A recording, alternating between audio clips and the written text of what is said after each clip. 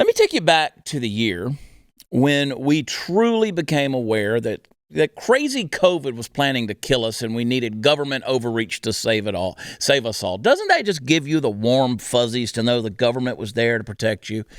The year was 2020. Oh, yeah, 2020. I remember it. Before the mandates and lockdowns and the quarantines, before we all unleashed our inner alcoholic, back when our biggest problem was a toilet paper shortage, back before masked Nazi Karens started crazed zombie stalking the unsuspecting among us that loved unfettered oxygen, back when the Tiger King was cussing that bitch Carol Baskin and trying to lure another toothless meth head into his lair, when the Orange Man was bad, Little Rocket Man was kept in line, and that scumbag Anthony Fauci was not yet a household name.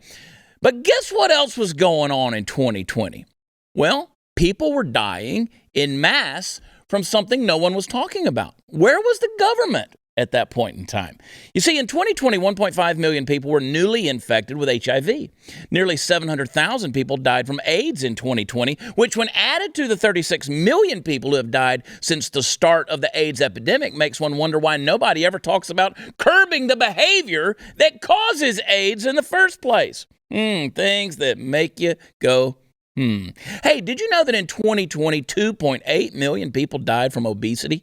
Heart disease claimed 17.9 million lives. Diabetes took 1.5 million of our friends and family, and yet the government had remained eerily silent on all those issues. It's almost as if they really just don't care.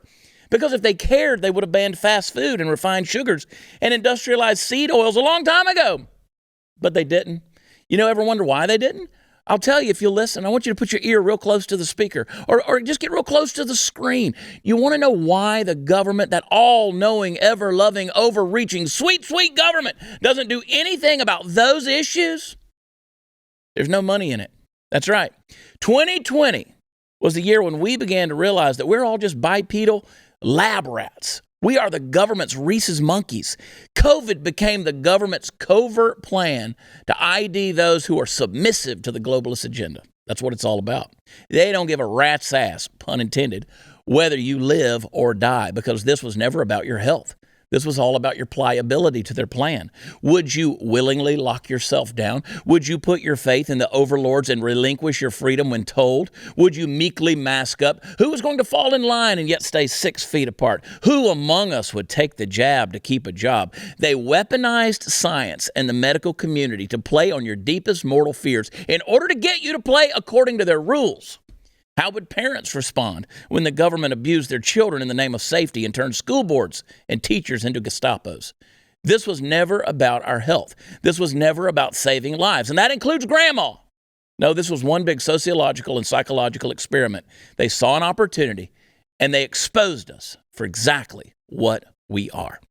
If you enjoyed this video, hit like and subscribe to our channel so you'll be sure to see similar videos from BlazeTV with the added bonus of signaling YouTube that your voice and opinion still matters. And if you're looking for more great conservative content, check out one of the 2 videos suggested here.